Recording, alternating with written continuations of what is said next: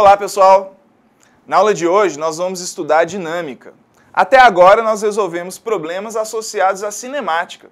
Bem, a cinemática é um ramo da física que estuda o movimento sem preocupar com o que produziu o movimento. Quer dizer, nos exemplos anteriores nós estávamos observando um carro em movimento, um elefante caindo, por exemplo, mas o que produz essas ações? Então, a partir de agora, a gente vai estudar o que causa o movimento ou o que altera o movimento. Então, a gente está num ramo da física que é chamado dinâmica. Vamos lá? Para entendermos a dinâmica, é necessário conhecermos as 3 leis de Newton. Então, vamos à primeira. A primeira representa a inércia. Então, a inércia, ela é a tendência do estado de movimento ser preservado. Ou seja, se o objeto está em movimento, ele tende a continuar em movimento. Se ele está parado, ele tende a continuar parado.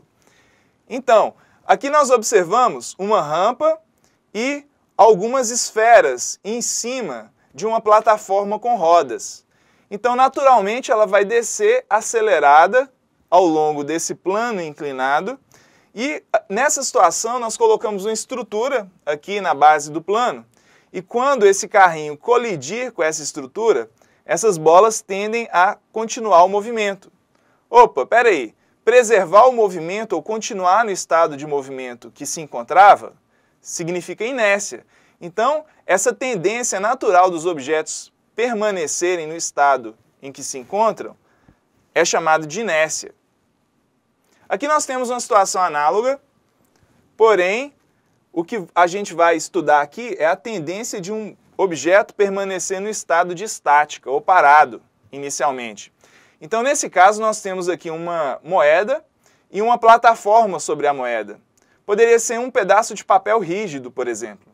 Então, se você gerar repentinamente uma variação de movimento aqui no papel, ele pode ser lançado para a esquerda, e nessa situação, se esse movimento for de fato repentino, vocês vão observar que essa moeda vai tender a permanecer no estado que estava, ou seja, em repouso. Em seguida, ela vai cair dentro do copo. A questão é a seguinte, por que ela não continuou junto com esse papel rígido no nosso exemplo? Então, essa é a tendência de manter-se no estado de movimento que se encontra. Em outras palavras, essa é a inércia. Aqui nós temos uma simulaçãozinha rápida. Nós observamos um motoqueiro colidindo contra uma estrutura rígida. Então, a moto recebe uma pancada e, como ele estava em movimento, ele tende a continuar nesse estado. Então, ele é lançado. Então, mais uma vez, nós observamos a inércia. Tem outra questão importante que é a seguinte. A inércia, ela depende da massa.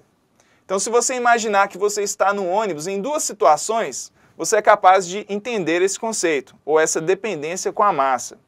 Quando você está no ônibus e de repente o motorista freia, você é lançado para frente, não é? Do ônibus, porque você tinha a tendência de manter no estado de movimento que você estava. Eu estou considerando que o ônibus segue em frente e o motorista pisa no freio. Então você é lançado para frente. Muito bem, imagine essa mesma situação agora, só que você está com uma mochila muito pesada. Se você tentar reproduzir esse experimento, você vai observar que é muito mais difícil você manter-se parado. Quer dizer, o ônibus freia e você tem a tendência de ser lançado. Se você carrega uma massa, se você tem uma carga extra no seu corpo, você vai ter uma dificuldade maior em não ser lançado.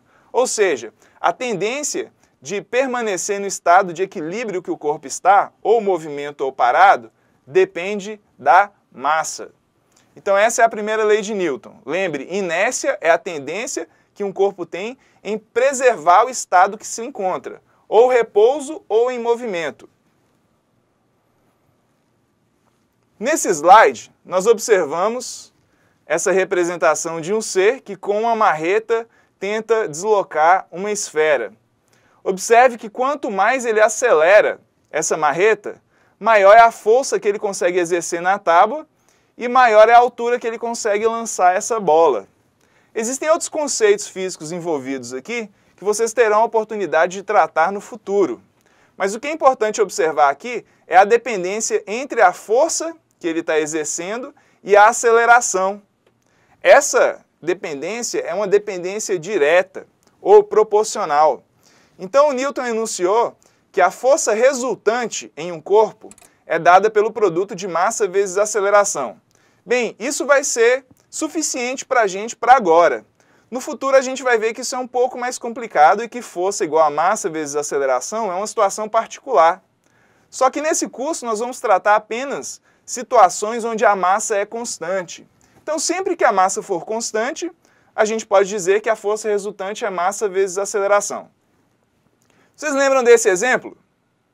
Bem, esse é aquele carrinho que apareceu lá na aula do movimento retilíneo uniformemente variado.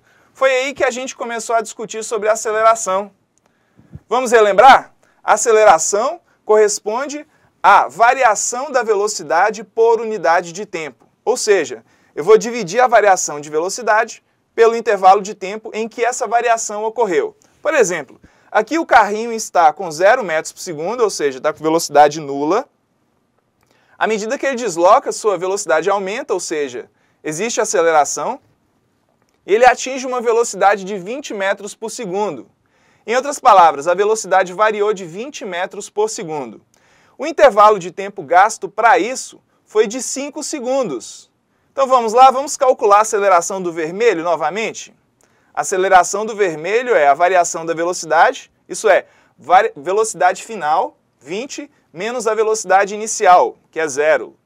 E o intervalo de tempo é 5 segundos, o tempo final, menos o tempo inicial, que é 0. Ou seja, nós temos 20 dividido por 5, que é 4 metros por segundo ao quadrado. Tudo bem, a gente já tinha feito isso.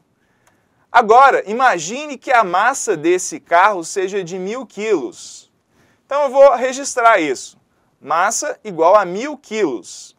Então aqui, nós temos que a força resultante, F, vai ser dada pela massa, 1.000 quilos, vezes a aceleração, que é 4 metros por segundo ao quadrado.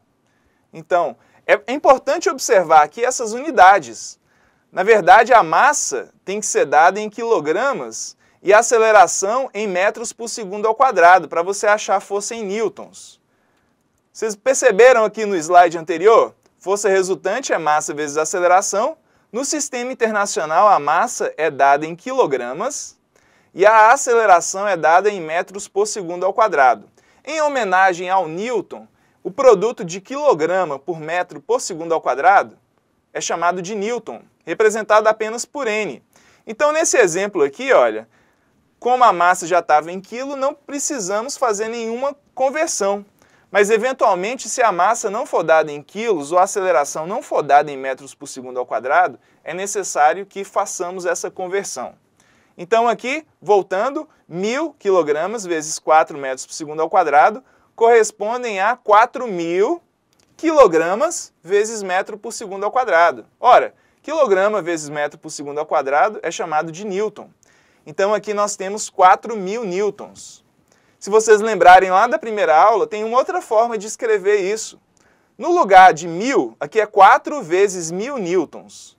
No lugar de 1.000, você pode substituir por K, de quilo. Então, isso aqui poderia ser 4 kilonewtons. Ou seja, uma outra forma de apresentar esse resultado. Então, essa é a segunda lei de Newton. Simplificando, para a gente, nesse curso, a força resultante é dada pelo produto da massa vezes a aceleração. Lembre também que essa é a força resultante, tem que ser a força resultante no corpo, tá? A terceira lei de Newton completa o conjunto de leis que vão ser necessárias para a gente desdobrar esse curso. Então aqui nós temos um exemplo onde você pressiona a parede com o dedo. Então quando você exerce uma força, em outro corpo, esse outro corpo devolve essa força. Ele devolve uma força de mesmo valor. Por exemplo, se você pressionar aqui com 50 newtons, a parede vai te devolver 50. Só que ela devolve no sentido contrário, dá para perceber? Então você está ao longo da mesma linha, as duas forças. A gente chama isso de direção, tipo leste-oeste. A força que você pressionou a parede está para a esquerda. Isso é o sentido, para a esquerda. e a outra força que a parede exerce sobre o seu dedo está para a direita. Ou seja, as forças têm o mesmo módulo, estão ao longo da mesma direção, mas têm sentidos opostos. Então, para cada ação, sempre há uma força de reação. Então, a força de ação é a força do seu dedo. Quando você exerce a força contra a parede, o seu dedo pressiona a parede devolve uma força no sentido contrário. A gente vai estudar depois, em breve, que essa força é chamada força de reação normal. Aqui, por exemplo, nós temos um exemplo à direita. Então, quando você coloca uma TV sobre uma mesa, a TV exerce uma força sobre a mesa para baixo. Essa é a força gravitacional que em breve nós chamaremos de peso também. E quando a TV pressiona a mesa para baixo, a mesa reage sobre a TV, produzindo uma força para cima. Então, essas duas forças têm o mesmo valor. Esse valor, normalmente, a gente apresenta de acordo com o comprimento desse vetor. Então, observe que o verde, que é a ação, o peso da TV, tem um determinado comprimento que deve ser o mesmo da força de reação, que é essa seta vermelha. Então, elas têm o mesmo comprimento, têm o mesmo módulo, porém, elas têm sentidos opostos. Enquanto a TV pressiona a mesa para baixo, a mesa pressiona a TV para cima. Observe que para a terceira lei de Newton ser válida, são necessários dois corpos. Então, um corpo exerce ação em outro e esse outro corpo devolve como uma força de reação.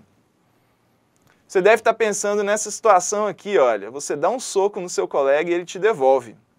Bem, durante o soco, enquanto sua mão está encostada no rosto do seu colega, por exemplo, existe ação e reação.